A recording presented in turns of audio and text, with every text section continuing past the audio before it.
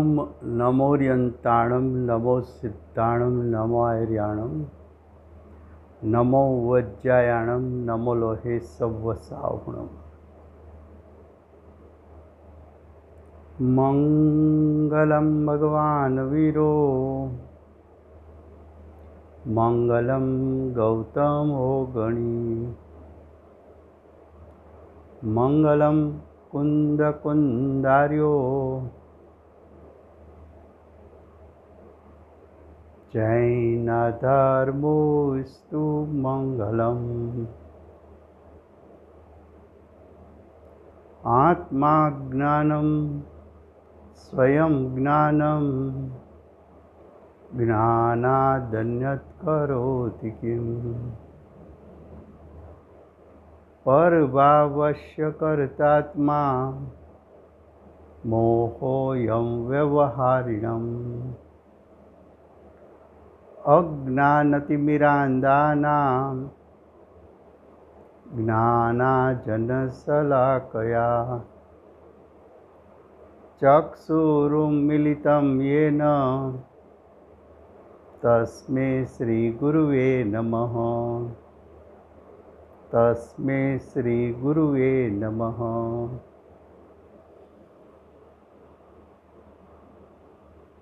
ये जैन सिद्धांत प्रश्नोत्तर माला है, उसका तीसरा अधिकार पर्याय अधिकार चलता है। उसमें क्वेश्चन 251 बंध किससे कहते हैं। बंध किसको कहते हैं। बंध है वो भी पर्याय है। बंध क्या है। बंध पर्याय है। बंध पर्याय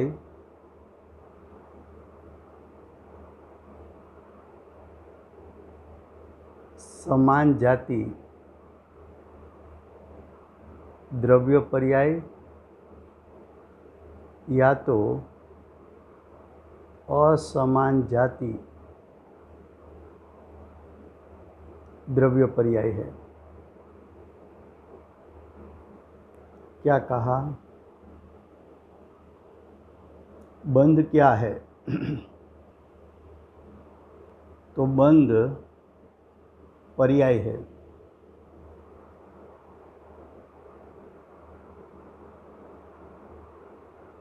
बंध उसके प्रकार 3 हैं।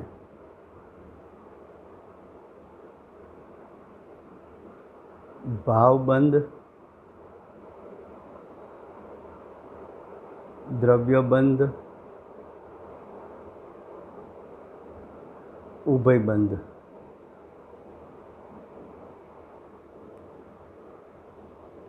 यहाँ जो बंध शब्द प्रयोग किया है वो उभय बंध के लिए किया है। अब देखो, बंध किससे कहते हैं, उसका अर्थ बंध पर्याय किसको कहते हैं। उसका उत्तर अनेक वस्तुओं में, जो अनेक वस्तु लिखा तो पुद्गल के अनेक परमाणु, अनेक परमाणुओं का एकत्व, तो अनेक वस्तुओं में एकत्व का ज्ञान। तो जो अनेक वस्तुओं में एकत्व का ज्ञान, तो अनेक परमाणु है, उसका एकत्व हुआ तो अनेक वस्तुओं के एकत्व का ज्ञान स्कंध।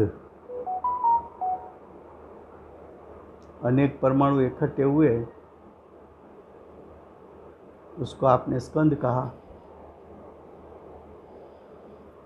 तो अनेक वस्तुओं का एकत्व का ज्ञान कराने वाले संबंध विशेष को बंध कहते हैं। तो आप स्कंद को बंध कह सकते हो। तो स्कंद में क्या है कि समान जाति वाले परमाणु है, सभी परमाणु की जात पुद्गल है, तो आप उसको समान जाति द्रव्य पर्याय कह सकते हो। अब उसका दूसरा दृष्टांत, अनेक वस्तु में भिन्न भिन्न पदार्थ लो, जीव और शरीर। तो जीव और शरीर दोनों के बीच में एकत्व हुआ, बंधन हुआ, उसका ज्ञान किया कि मनुष्य, तो जो मनुष्यपना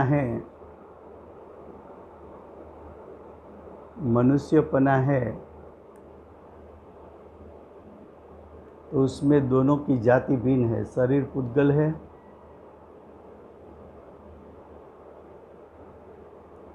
और जीव है। जीव और शरीर के बीच में बंधन हुआ, तो आप उसको तिर्यंच कह सकते हो, नारकी कह सकते हो, मनुष्य कह सकते हो, देव कह सकते हो। दोनों के बीच में उभय बंध हुआ, परस्पर बंध हुआ।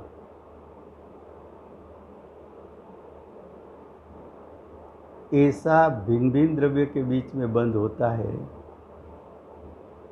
वो सिर्फ जीव पुद्गल में होता है। भिन्न भिन्न द्रव्य है इसलिए असमान जाति कहा। और दोनों के बीच में संबंध यानी निमित्त नैमित्तिक संबंध हुआ। संबंध का अर्थ क्या है? निमित्त नैमित्तिक संबंध, तो उसको आप बंध कह सकते हो। अब क्वेश्चन 252, स्कंद के कितने भेद है? भिन्न भिन्न प्रकार के स्कंद है, उसके भेद तो 22 प्रकार के हैं, लेकिन उसमें से जो जितना प्रयोजनभूत है इतना विषय यहाँ बताया है। तो स्कंद के 5 भेद प्रयोजनभूत है 22 में से। आहार वर्गणा, उसमें से औदारिक वैक्रिक आहारक शरीर बनता है। तेजस वर्गणा, उसमें से तेजस शरीर बनता है। भाषा वर्गणा, उसमें से शब्द की रचना होती है।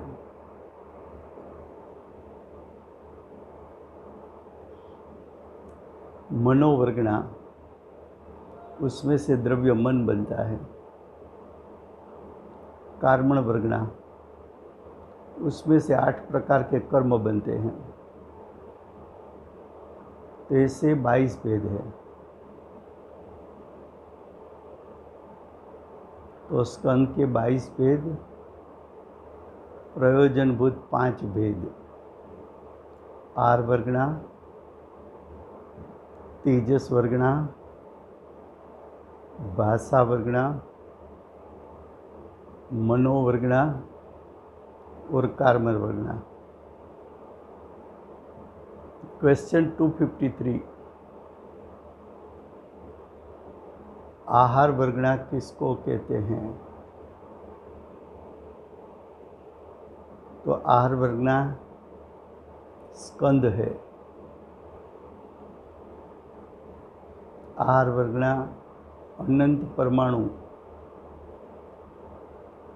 उसके बंध के कारण आहार वर्गना होती है। आहार वर्गना पुद्गल स्कंद है, यानी पुद्गल द्रव्य है।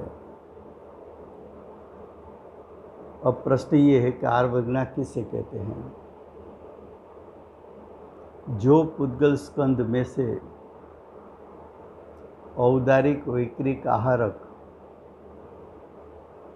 इन 3 प्रकार के शरीर रूप परिणमन करता है, उससे आहार वर्गना कहते हैं। क्या कहा? आहार वर्गना उसमें से औदारिक शरीर मनुष्य और तिर्यंच को होता है। किसको होता है? मनुष्य और तिर्यंच को। वैक्रिक शरीर वो भी आहार वर्गना में से बनता है, वो नारकी और देव को होता है। और आहारक शरीर वो होता है तो मुनि को होता है, लेकिन सभी मुनि को होता है ऐसा नियम नहीं है। ऐसे 3 शरीर रूप परिणमन करता है वो आहार वर्गना है। अब तेजस वर्गना। तेजस वर्गना में से तेजस शरीर बनता है, और तेजस शरीर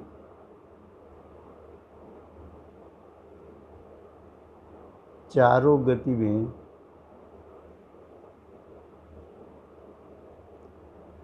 संसारी जीव को होता है। तेजस शरीर से जो शरीर का तेज होता है, हम कभी कभी कहते हैं ना, किसी की हेल्थ देखने के लिए गए तो हम बोलते हैं कि आपका मुंह निस्तेज हो गया है, आपके मुंह पर से तेज चला गया है। वो कार्य तेजस शरीर का है। तेजस शरीर भी पुद्गल स्कंद है।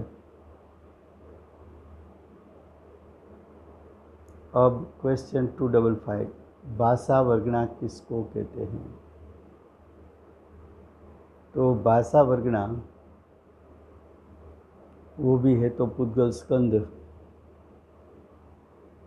है तो पुद्गल का परिणाम। भाषा वर्गना में से शब्द रचना होती है। उस शब्द रचना है पुद्गल का कार्य। पुद्गल में है स्कंद का कार्य। स्कंद में भाषा वर्गना के स्कंद का कार्य है।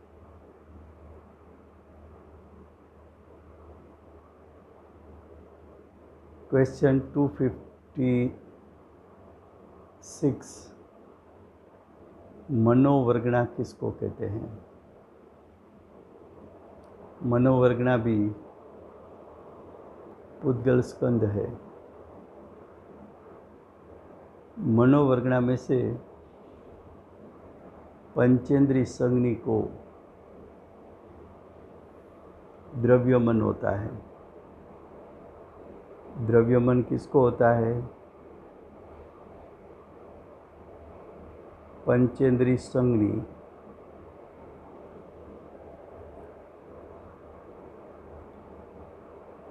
को द्रव्यमन होता है।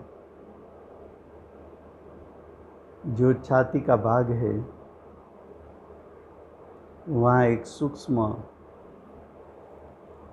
द्रव्य मन है। आज तक साइंस उसको ढूंढ नहीं पाया, इतना सूक्ष्म है। किसी को ऐसा प्रश्न हो सकता है कि साइंस ने नहीं ढूंढा है, फिर भी आप द्रव्य मन नाम का मन है, ऐसा कैसे सिद्ध कर सकते हो? तो कि हमारा ज्ञान उपयोग 5 इंद्रिय और मन का अवलंबन लेकर कार्य करता है।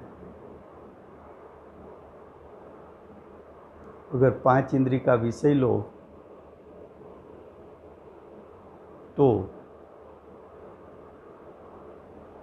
स्पर्श, रस, गंध, वर्ण, शब्द, वो 5 इंद्रिय का विषय है। लेकिन आप एक रूम में अंधेरे में बैठ जाओ, आंख बंद कर दो,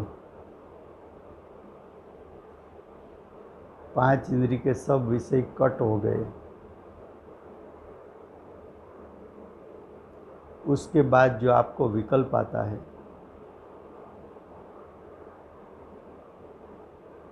वो विकल्प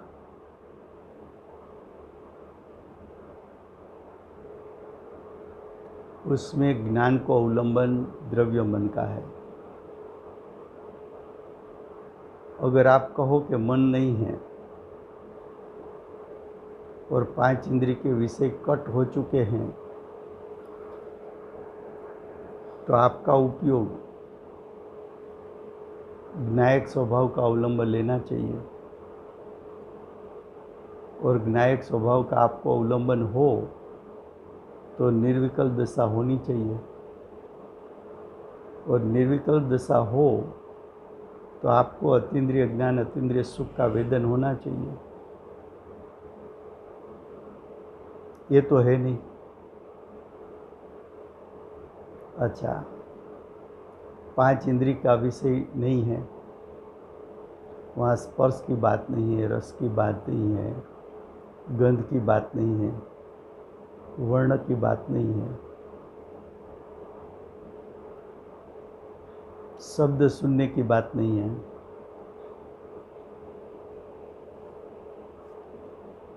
तो 5 इंद्रिय का विषय नहीं है। फिर भी आपको किसी के प्रति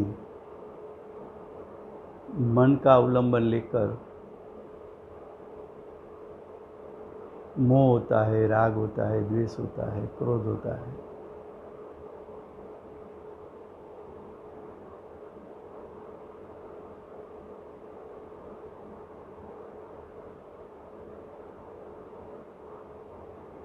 तो मनोवर्गना, जिसमें से द्रव्य मन बनता है, द्रव्य मन का अवलंबन सविकल दशा में जीव मन का अवलंबन लेकर संकल्प विकल्प उत्पन्न होता है। क्या कहा? मन के संग में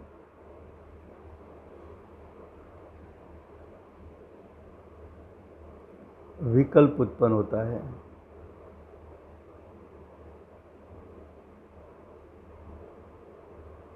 विकल्प उत्पन्न होता है।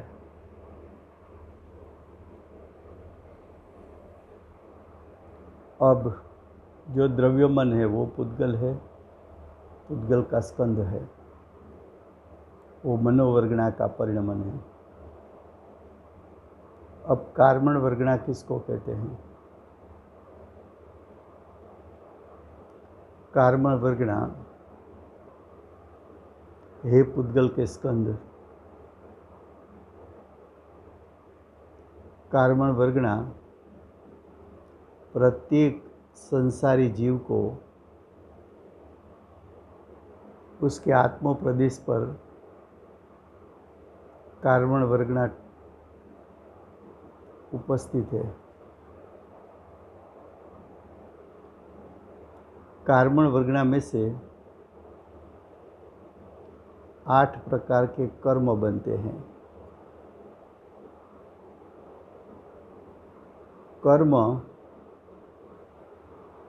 कर्म को कार्बन शरीर कहते हैं।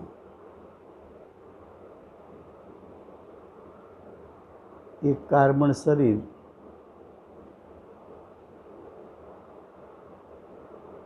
संसारिक होता है।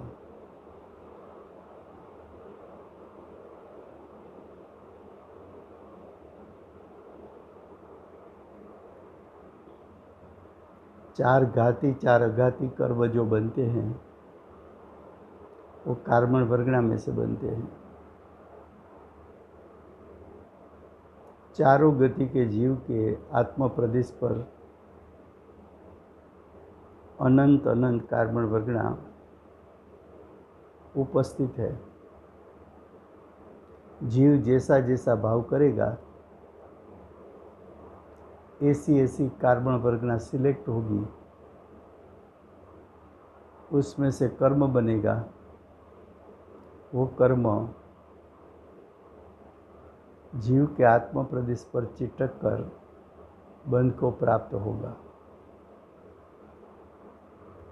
तो कार्बन शरीर कहो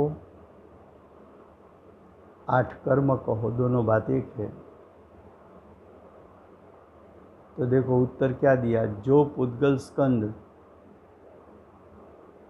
कार्बन शरीर रूप परिणमित होता है उसको कार्बन वर्गना कहने में आता है।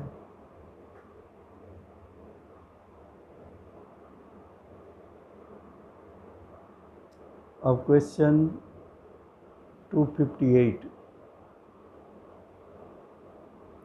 शरीर कितने हैं? तो शरीर 5 है।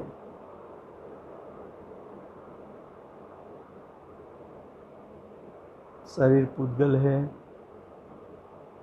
शरीर पुद्गल के स्कंद है। पुद्गल अचेतन द्रव्य है, अजीव द्रव्य है।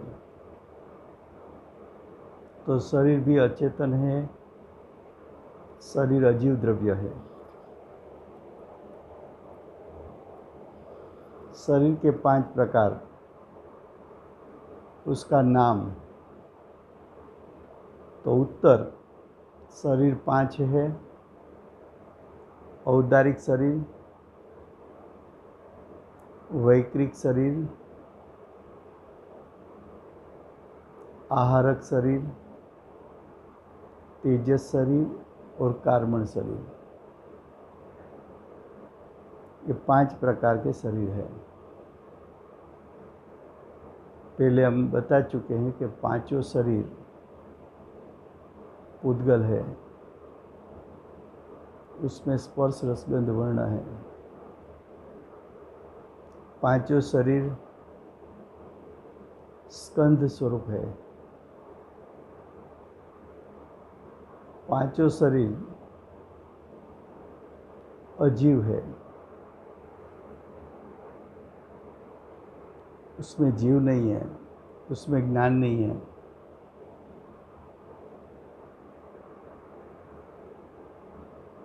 अब क्वेश्चन 259, औदारिक शरीर किससे कहते हैं? तो जो मनुष्य का ये शरीर है, जो पशु पक्षी दिखने में आते हैं, तिर्यंच, तो मनुष्य का स्थूल शरीर, तिर्यंच का स्थूल शरीर औदारिक शरीर है। यहाँ स्थूल शब्द प्रयोग क्यों किया? तो कि तेजस कार्बन शरीर पुद्गल होते हुए भी, स्पर्श रस गंध वर्ण होते हुए भी 5 इंद्रिय का विषय नहीं बन सकता। मति ज्ञान श्रुत ज्ञान का विषय नहीं बन सकता। अवधि ज्ञान का विषय बन सकता है। तो जो औदारिक शरीर है, वैकृत शरीर है, वो 5 इंद्रिय के माध्यम से प्रत्यक्ष जीव को हो सकता है। तेजस कार्बन शरीर 5 इंद्रिय के माध्यम से प्रत्यक्ष नहीं हो सकते। अवधि ज्ञानी को हो सकता है, मति श्रुत ज्ञान वाले को नहीं हो सकता है। तो तेजस कार्बन शरीर की अपेक्षा से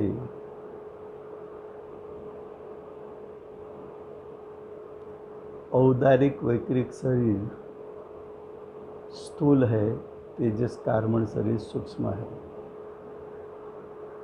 तो मनुष्य और तिर्यंच के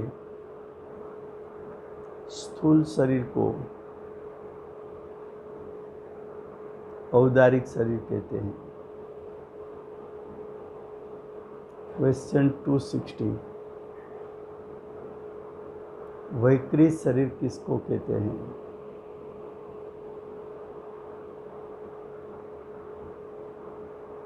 तो सबसे पहले वैकृत शरीर पुद्गल है, पुद्गल का स्कंद है। ऐसा शरीर देव और नारकी को होता है। वैकृत शरीर की एक विशेषता है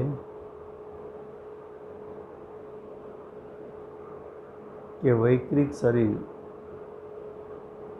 अपना स्वरूप छोटा बड़ा कर सकता है, एक अनेक कर सकता है, भिन्न भिन्न प्रकार का रूप ले सकता है।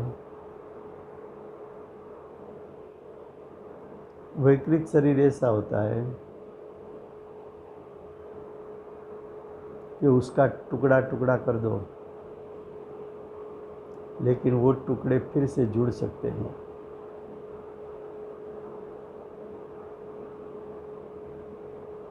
जैसा मरकरी होता है,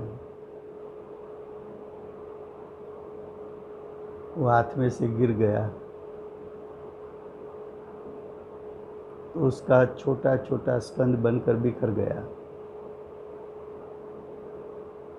लेकिन वो छोटे छोटे स्कंद को फिर इकट्ठा करो तो फिर से सब परमाणु एक दूसरे के साथ या छोटे छोटे सब स्कंद एक दूसरे के साथ जुड़ जाता है। उसी प्रकार जो औदारिक शरीर है वो उस तरीके से औदारिक शरीर जुड़ नहीं सकता, लेकिन वैकृत शरीर उसका टुकड़ा टुकड़ा हो जाए तो जुड़ जाता है। ऐसा शरीर देव और नारकी को होता है। अब क्वेश्चन 261, आहारक शरीर किससे कहते हैं? जो आहारक शरीर है वो रुधिधारी मुनियों को होता है।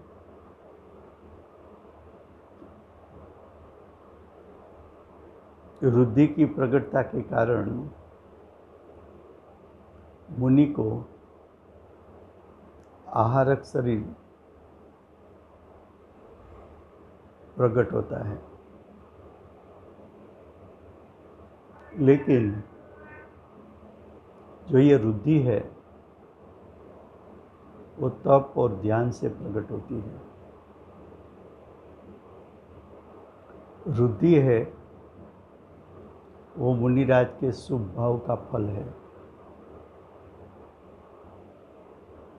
ये रुद्धि है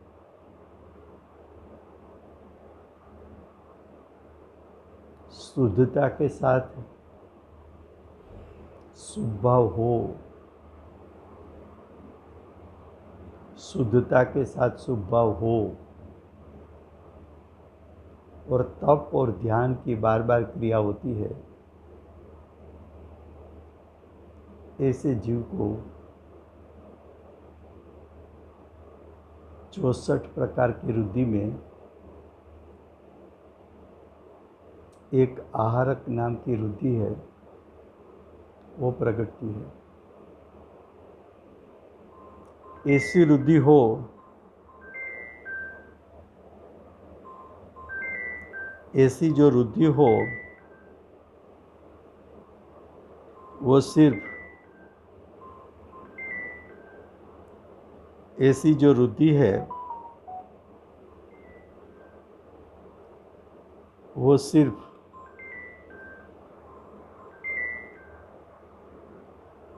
मुनियों को होती है।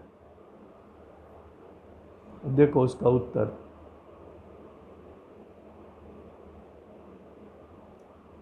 आहारक रुद्धिधारी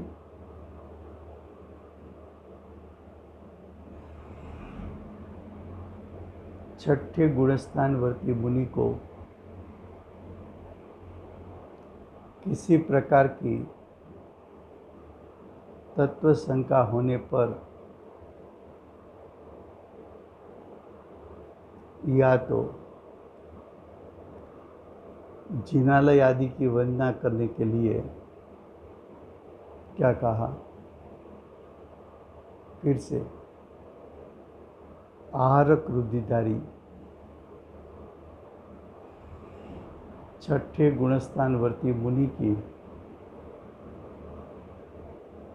किसी प्रकार की तत्व की शंका होने पर या तो जिनालय आदि की वंदना करने के लिए मस्तक में से एक हाथ प्रमाण स्वच्छ श्वेत सप्त धातु रहित पुरुषाकार जो पुतला निकलता है उससे आहारक शरीर कहते हैं। तो सबसे पहले ये कि आहारक शरीर पुद्गल है, आहारक शरीर भी पुद्गल का स्कंध है, आहारक शरीर भी अचेतन यानी अजीव है। आहारक शरीर मुनियों के प्रकट हुई रुद्धि का फल है।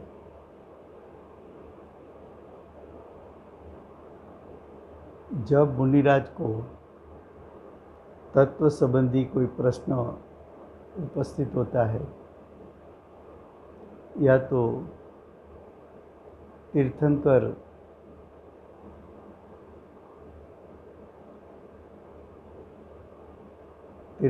जीवों की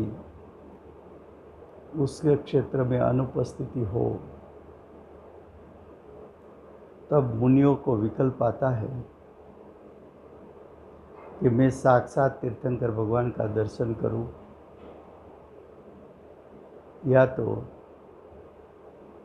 तीर्थंकर के पास जाकर मेरे प्रश्न का निराकरण करूं। तब रुद्धिधारी मुनि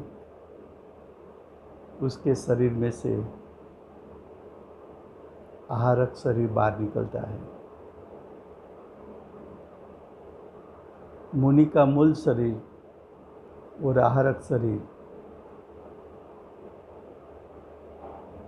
दोनों के साथ मुनि का आत्मा जुड़ा हुआ होता है।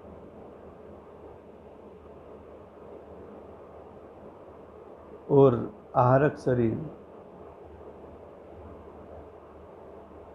केवली या शुद्ध केवली के पास जाकर उसका दर्शन करके, प्रश्नों का निराकरण करके वापिस वो शरीर आकर मुनि के मूल शरीर में समा जाता है। तो एक प्रकार ऐसा है कि आहारक शरीर के द्वारा भी आप यहाँ से, आप यानी मुनि महाविद्य क्षेत्र में जा सकते हैं।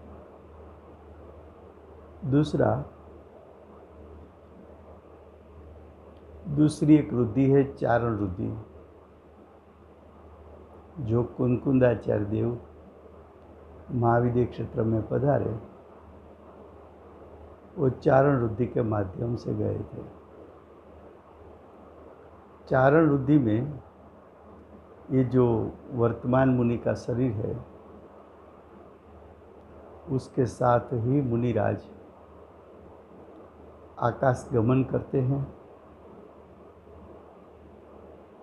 और वहाँ जाकर, साक्षात जाकर तीर्थंकर भगवान का दर्शन करके अपने प्रश्नों का निराकरण करके वापिस आते हैं। तीसरा प्रकार है कि कोई आपका पूर्व मित्र हो, वो देव हो गया, वो देव आपके पास आए और आपको उठाकर साथ में महाविद्य क्षेत्र लेकर गए,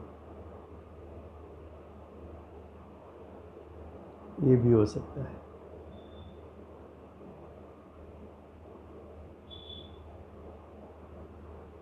क्वेश्चन 262, तेजस शरीर किसे कहते हैं?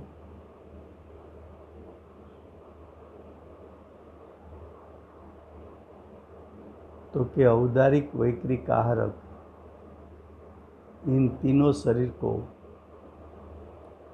कांति यानी तेज उत्पन्न होने में जो निमित्त हो, उससे तेजस शरीर कहते हैं।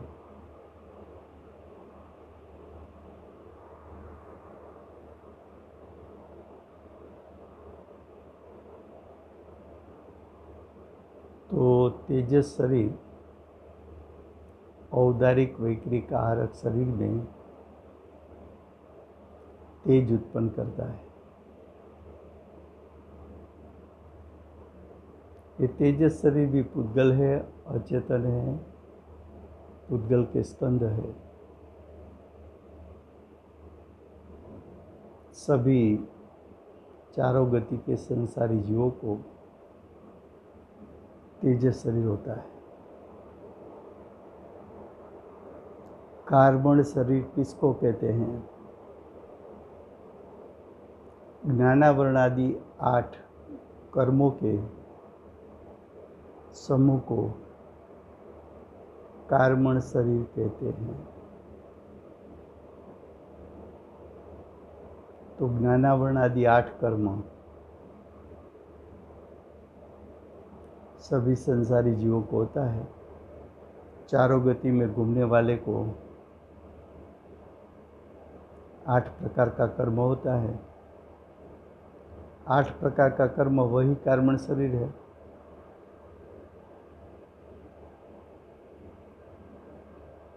कार्बन शरीर भी पुद्गल है, अचेतन है। पांचों शरीर आत्मा से भिन्न पदार्थ है। औदारिक शरीर हो, वैक्रिक शरीर हो, आहारक शरीर हो, तेजस शरीर व कार्बन शरीर, पांचों शरीर का द्रव्य क्षेत्र काल भाव जीव से भिन्न है। जीव से पृथक द्रव्य है, भिन्न द्रव्य है।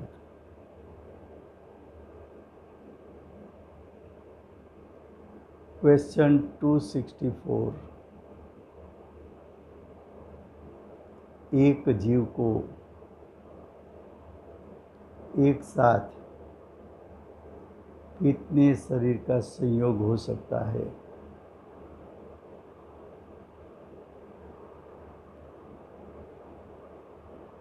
क्या कहा? एक संसारी जीव को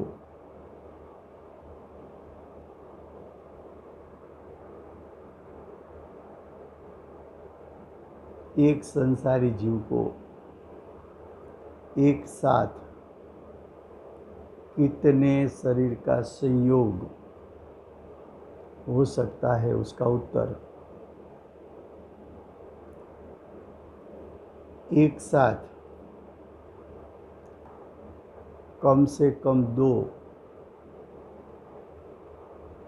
और अधिक से अधिक 4 शरीरों का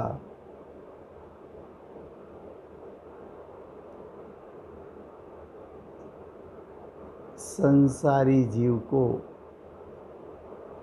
संयोग होता है। कम से कम 2 शरीर, ज़्यादा से ज़्यादा 4 शरीर। तो कम से कम 2 शरीर कब है?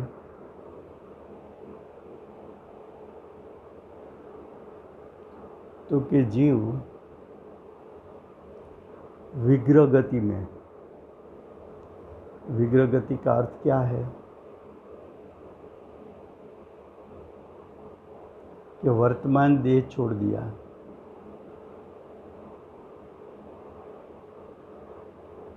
और नया शरीर धारण नहीं किया, उन बीच का समय जो 3 समय से ज़्यादा समय नहीं होता। मान लो कि ये शरीर में से जीव निकल गया और यहाँ से देवगति में जीव जाने वाला है, लेकिन देवगति का शरीर जब तक धारण नहीं करेगा तब तक वो जीव है तो संसारी, तो उसका शरीर तो होना चाहिए। तो उसको 2 शरीर है। एक शरीर है कार्मण शरीर, कर्म साथ में लेके जाता है। दूसरा शरीर है तेजस शरीर। 2 शरीर है। मनुष्य गति छोड़ा तो औदारिक शरीर नहीं है, देवगति धारण नहीं किया तो वैक्विक शरीर नहीं है, तो उसको 2 शरीर है। तो विग्रह गति में 2 शरीर होते हैं। लेकिन जीव 4 गति में से किसी गति में हो, मान लो कि हम मनुष्य में हैं, तो यहाँ संसारी को 3 शरीर है, औदारिक, तेजस और कार्मण। पूज्य गुरुदेव देव गति में है वर्तमान में, वहाँ 3 शरीर है, वैक्रिक, तेजस शरीर और कार्मण शरीर। लेकिन मनुष्य में कोई जीव मुनि, रुधिधारी मुनि हो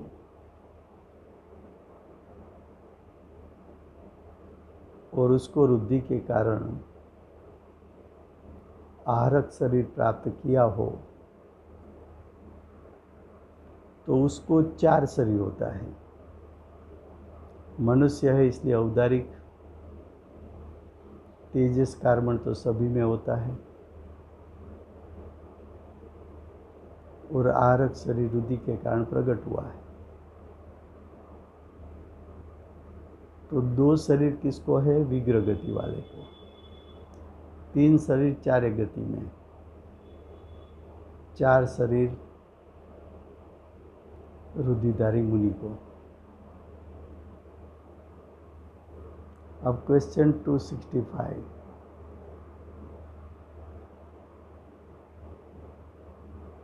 वो अगली बार चलेगी, समय हो गया है।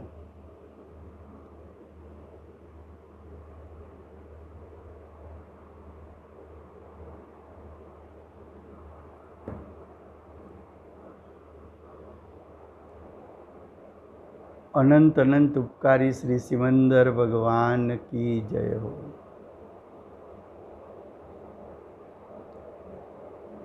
छठे सातवें गुणस्थान पर झूलने वाले श्री कुंकुंदाचार्य देव की जय हो।